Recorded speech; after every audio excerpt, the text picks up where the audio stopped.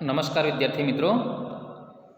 વિદ્યાર્થીઓ, આજે આપણે ધોરણ 12ની અંદર અર્થશાસ્ત્ર વિષયની ચર્ચા કરી રહ્યા છીએ. અર્થશાસ્ત્ર વિષયની અંદર આપણે 8મો ટૉપિક કૃષિ ક્ષેત્ર તેના વિશે આપણે જાણકારી પ્રાપ્ત કરી રહ્યા છીએ. અગાઉ આપણે ઘણી બધી ચર્ચા કરી ગયા છીએ. ભારત એ ખેતીપ્રધાન દેશ છે. ભારતની જે વસ્તી એ વસ્તીનો મોટો ભાગ આજે પણ ખેતી પર નિર્ભર છે. રોજગારીની દૃષ્ટિએ પણ ખેતીનું ઘણું બધું મહત્ત્વ છે. દેશની જે વસ્તી એ વસ્તીના ખોરાક મેળવવા માટે પણ આપણે ખેતી પર નિર્ભર રહેવું પડતું હોય છે. ત્યારબાદ આપણી જે તે રાષ્ટ્રીય આવક એ રાષ્ટ્રીય આવકનો મોટો હિસ્સો એ પણ ખેતીમાંથી આપણને પ્રાપ્ત થાય છે. એટલે આમ આપણે જોઈએ કે ભારત ખેતીપ્રધાન દેશ હોવાને કારણે ભારતમાં ખેતીનું ઘણું બધું મહત્ત્વ રહેલું છે. આજે આપણે આ વિડીયોની અંદર ખેત ઉત્પાદકતા વધારવા માટેના જે પ્રયત્નો વિશે આપણે જાણકારી પ્રાપ્ત કરીએ કે ભારતમાં જે ઉત્પાદન જે થાય છે એ ઉત્પાદન બીજા દેશોની સરખામણીમાં ઘણું ઓછું જોવા મળે છે. તો આપણે આ ખેત ઉત્પાદન કઈ રીતે વધારી શકીએ તેના માટેનું જે આયોજન છે એ આયોજન આપણે કરવું જરૂરી છે. અહીંયા આપણે ખેત ઉત્પાદકતા વધારવા માટેના જે ઉપાયો એ ઉપાયોની ખાસ જાણકારી આપણે મેળવીશું.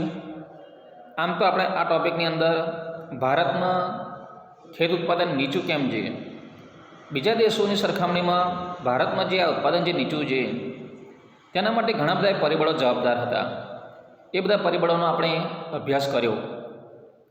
હવે આપણે આ જે પરિબળો જે ભારતમાં ખેતીનું જે નીચું ઉત્પાદન છે તેના માટે જે જવાબદાર એ કારણોની જાણકારી મેળવ્યા પછી આપણે ઉત્પાદન કઈ રીતે વધારી શકીએ એ માટેના જે ઉપાયો ખૂબ જ મહત્ત્વના છે. અને એટલા જ માટે આપણે આ ટૉપિકની અંદર આ જે ઉત્પાદન વધારવા માટેના જે ઉપાયો છે એ ઉપાયોને ખાસ ચર્ચા કરીશું.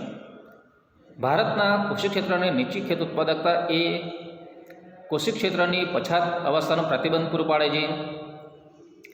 કૃષિ ક્ષેત્ર ભારતનો મુખ્ય વ્યવસાય અને અર્થતંત્રનો એક મોટો આધારસ્તંભ હોવાથી તેમાં સુધારા થવા ખૂબ જરૂરી છે. આ ઉપરાંત કૃષિ ક્ષેત્રમાં ખેત ઉત્પાદકતા વધારવામાં આવતા ગ્રામ્ય અર્થતંત્રોની આવકમાં પણ વધારો થશે, જે ઉદ્યોગ અને સેવા ક્ષેત્રને વિકાસનું બળ પૂરું પાડશે. તદુપરાંત રોજગારી, શહેરીકરણ, સ્થળાંતર, આવકની અસમાનતા વગેરે પ્રશ્નોનું નિરાકરણ થશે. તો આપણને આ પ્રસ્તાવના પરથી આપણને ખ્યાલ આવે છે કે ભાઈ આપણા દેશ માટે ખેતીનું કૃષિ ક્ષેત્રનું કેટલું બધું મહત્ત્વ છે. આપણે અગાઉ પણ એક વિધાનની ચર્ચા કરી ગયા છીએ કે કૃષિ ક્ષેત્ર એ ભારતીય અર્થતંત્રની કરોડરજ્જુ સમાન છે. એટલે આમ આ રીતે કે ભાઈ ભારત એ ગામડાનો બનેલો દેશ છે. મોટાભાગની વસ્તી ગામડામાં વસવાટ કરે છે અને ગામડાના લોકોનો મુખ્ય વ્યવસાય એ કૃષિ છે. કૃષિની સાથે બીજી જે જોડાયેલી જે સંલગ્ન જે પ્રવૃત્તિઓ એ પ્રવૃત્તિઓથી લોકો જોડાયેલા છે અને તેમાંથી તેઓ રોજગારી મેળવતા હોય છે. એટલે આમ ખેતીનો જો વિકાસ થશે તો ગામડાના લોકોને રોજગારી મળશે, ગ્રામીણ જે અર્થતંત્રો છે તે મજબૂત થશે અને આમ ગામડાનો વિકાસ થવાથી શહેરોનો પણ વિકાસ થશે, ઉદ્યોગોનો પણ વિકાસ કરી શકાશે. અને બીજું કે આપણા જે અર્થતંત્રમાં જે ઘણી બધી આર્થિક જે સમસ્યાઓ છે, જે રોજગારીની સમસ્યા છે, શહેરીકરણની સમસ્યા છે, સ્થળાંતરની સમસ્યા છે, આવકની અસમાનતાની સમસ્યા છે, આ બધી જે સમસ્યાઓ છે એ સમસ્યાઓને પણ આપણે દૂર કરી શકીશું. અને તદ માટે આપણે ખેત ઉત્પાદકતા વધારવા માટેના જે વિવિધ જે ઉપાયો તે ઉપાયોની જાણકારી મેળવવી જરૂરી છે. અહીંયા આપણે સૌપ્રથમ આપણે જોઈએ સંસ્થાકીય સુધારાઓ. તો આપણને પ્રશ્ન થાય કે સંસ્થાકીય સુધારો કોને કહેવાય? તો સંસ્થાકીય સુધારાઓ એટલે કે સરકાર દ્વારા જે સુધારા અમલમાં મૂકવામાં આવે જેને આપણે સંસ્થાકીય સુધારા કહીએ છીએ. કારણ કે ખેતી ક્ષેત્રની અંદર ઘણા બધા સરકારી જે નિયમો છે એ નિયમોને લઈ ખેતીમાં નીચી ઉત્પાદકતા રહેવા પામેલી જોવા મળતી હતી અને આ બાબતે સરકારે ગંભીરતાથી જે તે સરકારી જે નિયમો જે સરકારી જે કાયદાઓ છે એ કાયદાઓમાં ફેરફાર કરેલો છે અને તેમાં સુધારાઓ કરેલા છે અને સૌથી વધુ ફાયદો ખેડૂતોને થાય તે માટેના પ્રયત્નો કરેલા છે. અને એટલા જ માટે આ જે સંસ્થાકીય જે સુધારાઓ એ સંસ્થાકીય સુધારાઓ વિશે આપણે જાણકારી મેળવીએ. કૃષિ ક્ષેત્રની ખેત ઉત્પાદકતામાં વધારો કરવા માટે ભારતમાં આર્થિક આયોજનના ભાગરૂપે સંસ્થાકીય સુધારાઓ હાથ ધરવામાં આવેલ છે જે કૃષિ ક્ષેત્રના આર્થિક પ્રગતિ માટે અનુકૂળ બનશે. તો આ કયા જે સંસ્થાકીય સુધારાઓ કયા છે? તો સૌપ્રથમ આપણે જોઈએ જમીન વિષયક સુધારાઓ કે ભાઈ જમીનને લગતા જે કાયદાઓ છે જે તે વિવિધ જે પ્રથાઓ છે એ પ્રથાઓ અને એ પ્રથાઓ જે છે એને આપણે દૂર કરવી પડશે. ભારતમાં ખેડૂતોને જમીનની માલિકી મળે તથા ગણોત્ય અને ખેડ હકોની સલામતી પ્રાપ્ત થાય એ માટે જમીનદારી નાબૂદીના કાયદા, ખેડ હકની સલામતી તથા સાત ગણોત નિયમન અંગેના કાયદા પસાર કરવામાં આવ્યા છે. આવો આપણને પ્રશ્ન થાય કે ગણોત્યો કોને કહેવાય? ગણોત્યો એટલે કે જે જમીનદારો પાસેથી જમીન મેળવી અને જે ખેતી કરતો હોય તેના આપણે ગણોત્યો કહીએ છીએ. અત્યાર સુધી આપણે જોઈએ છીએ કે આપણા દેશની અંદર મોટા મોટા જે જમીનના માલિકો એ જમીનના માલિકો પોતે ખેતી નહોતા કરતા પણ તેઓ ગણોત્યાઓ એટલે કે મજૂરો પાસે ખેતી કરાવતા હતા. આ ગણોત્યાઓની સ્થિતિ એવી હતી કે તેઓ વર્ષ દરમિયાન ઘણી બધી મહેનત કરી અને ઉત્પાદન કરતા હતા પરંતુ એ ઉત્પાદનનો મોટો હિસ્સો જમીનદારો લઈ લેતા હતા. બીજું કે ગણોત્યાઓને ખેતી કરે છે પરંતુ તેમને માલિકી હક પ્રાપ્ત થયો નથી અને પોતાની માલિકી ન હોવાને કારણે જમીનના ખેતીના વિકાસમાં એમને જે રસ હોવો જોઈએ એ રસ તેમને નહોતો અને એટલા જ માટે સરકારે વિવિધ કાયદાઓ લાવી અને ગણોત્યાઓને પણ તેમને જમીન માલિકી હક પ્રાપ્ત થાય તે માટે એના કાયદાઓ પસાર કર્યા છે જેના કારણે ખેડૂતોનું આર્થિક શોષણ થતું અટકે અને ખેત ઉત્પાદનનો મોટો ભાગ પ્રાપ્ત કરી શકે તેવી સ્થિતિનું નિર્માણ થતાં તેઓ ખેત ઉત્પાદન વધારવા પ્રયત્નશીલ બને અને સરવાળે કૃષિ ક્ષેત્રની ખેત ઉત્પાદકતા આપણે વધારી શકીએ છીએ. એટલે કે જે ખેત મજૂરો છે જે ગણોત્યાઓ છે એ ગણોત્યાઓને તેમને માલિકી હક મળવો જોઈએ. જો તેમને માલિકી હક મળશે એટલે આપોઆપ તેઓ પોતાની જે જમીન એ જમીનમાં ખેતી કરવામાં તેઓ રસ દાખવશે અને તેનો ફાયદો આપણને થશે, ઉત્પાદનમાં આપણે વધારો કરી શકીશું. બીજા નંબરે આપણે જોઈએ સંસ્થાકીય ધિરાણની પ્રાપ્તિ કે ભાઈ ખેતી ક્ષેત્રે જે મૂડીરોકાણ જે થવું જોઈએ એ મૂડીરોકાણ આપણને પૂરતા પ્રમાણમાં પ્રાપ્ત થતું નથી. બીજું કે વિદેશી રોકાણકારોને પણ ખેતી ક્ષેત્રમાં રોકાણ કરવામાં બહુ ઓછો રસ હોય છે. તો આવા સંજોગોમાં મૂડીની અછતને કારણે જે નીચી ઉત્પાદકતા રહેવા પામી છે તે દૂર કરવા માટે આપણે નાણાકીય જોગવાઈઓ કરવી પડશે. ખેડૂતોને ધિરાણની સગવડ આપણે પૂરી પાડવી પડશે. ભારત દેશમાં કૃષિ ક્ષેત્ર સુધી ધિરાણ અને અન્ય નાણાકીય સવલતો પહોંચે તે સંદર્ભે વર્ષ 1969 અને 1980માં બેન્કોનું રાષ્ટ્રીયકરણ હાથ ધરવામાં આવ્યું. રાષ્ટ્રીયકરણ હાથ ધરવું એટલે કે જે ખાનગી બેન્કો હતી એ ખાનગી બેન્કો પણ સરકારે પોતાના હસ્તક લઈ લીધી અને ખેડૂતોના હિતને ધ્યાનમાં રાખી અને તેમણે ધિરાણ નીતિ અપનાવવામાં આવી. આ ઉપરાંત ખેત ધિરાણ પર પૂરતું ધ્યાન આપવા માટે માત્ર ખેતી ક્ષેત્ર માટે દેશની મધ્યસ્થ બેંકનું અંગ એવું કે જેને આપણે નાબાર્ડ તરીકે ઓળખીએ છીએ, national bank for agriculture and rural ડેવલપમેન્ટની સ્થાપના 1982માં કરવામાં આવી. પરીક્ષાની અંદર પણ નાબાર્ડના ફૂલ ફોર્મ વિશે પણ પૂછવામાં આવતું હોય છે. ત્યારબાદ નાબાર્ડની જે કામગીરી એ પણ પૂછવામાં આવતી હોય છે. આ સંસ્થા તેના અંતર્ગત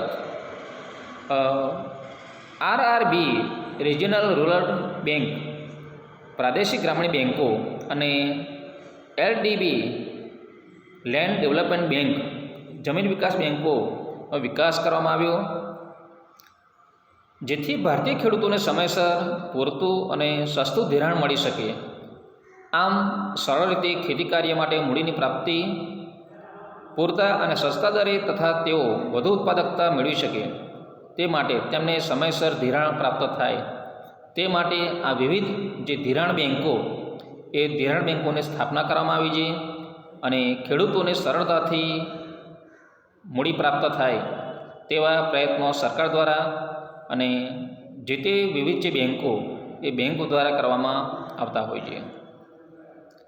ત્યારબાદ ત્રીજો જે સુધારો છે કૃષિ પેદાશની વેચાણ વ્યવસ્થામાં સુધારો કરવો.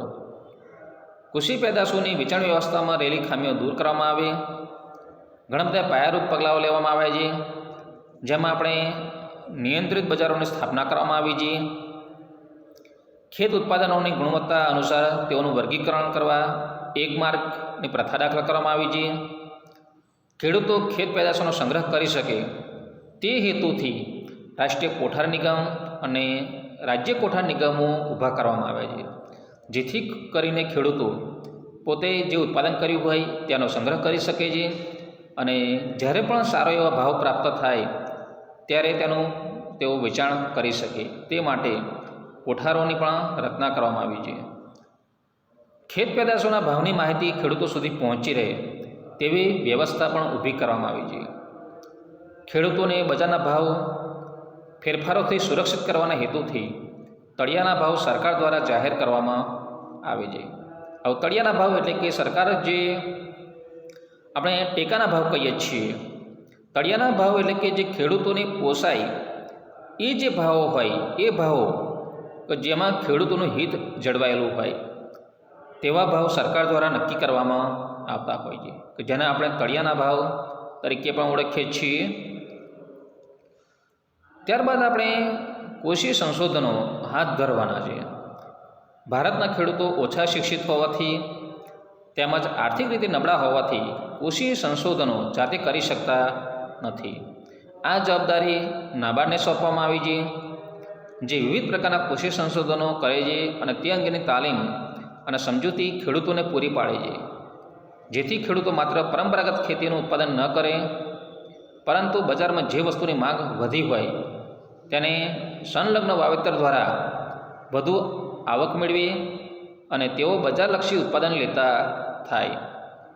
આ ઉપરાંત કૃષિ સુધારણા કાર્યક્રમોમાં ખેડૂતોની સામેલગીરી વધારવી, સામૂહિક ગામ વિકાસ યોજનાઓ ઊભી કરવી, પંચાયતી રાજ, સંકલિત ગામ વિકાસ યોજનાઓ, જનધન યોજના વગેરે શરૂ કરી કૃષિ ક્ષેત્રે આધુનિકીકરણ તરફ પેરી ઉત્પાદકતા વધારવા તરફ વાળી શકાય છે. એટલે આમ આ જે સંસ્થાગત જે સુધારાઓ છે તે સુધારાઓ દ્વારા ખેડૂતોની આર્થિક પરિસ્થિતિમાં આપણે સુધારો કરી શકીએ છીએ. આ જે સંસ્થાગત જે સુધારા છે તે સિવાય બીજા પણ ઘણા બધા સુધારા છે કે જેમાં આપણે ટેકનોલોજીકલ સુધારા પણ કહીએ છીએ, કે ભાઈ સરકાર દ્વારા જે નિયમો છે એ નિયમોમાં ફેરફાર કરી અને ખેડૂતોના હિતમાં નિર્ણયો અને યોજનાઓ ઊભી કરવામાં આવે. આ સિવાય ખેતીમાં જો ઉત્પાદન વધારવું હોય તો આપણે જૂની પુરાણી જે ખેતીની જે પદ્ધતિ છે એ જૂની પુરાણી ખેત પદ્ધતિની જગ્યાએ નવી ટેકનોલોજી સાથેની જે ખેતી છે એ ખેતી આપણે કરવી પડશે, તો જ આપણે ઉત્પાદનનો વધારો કરી શકીશું. ટેકનોલોજીકલ સુધારામાં આપણે જોઈએ તો સંસ્થાકીય સુધારાઓની સરખામણીમાં ટેકનોલોજીના સુધારા વધુ સરળ અને ઝડપી લાભ આપનારા હોય છે. તેથી ખેત વિકાસની વ્યૂહરચનામાં આ ફેરફારોને વધુ મહત્ત્વ આપવામાં આવે છે. આ સુધારાઓ નીચે પ્રમાણે છે. સૌપ્રથમ આપણે જોઈએ તો સુધારેલા બિયારણોનો આપણે ઉપયોગ કરવો પડશે. વૈજ્ઞાનિક સંશોધનો દ્વારા સુધારેલા બિયારણો, હાઇબ્રિડ બિયારણો જે આપણે કહીએ છીએ એ વિકસાવવામાં આવ્યા છે.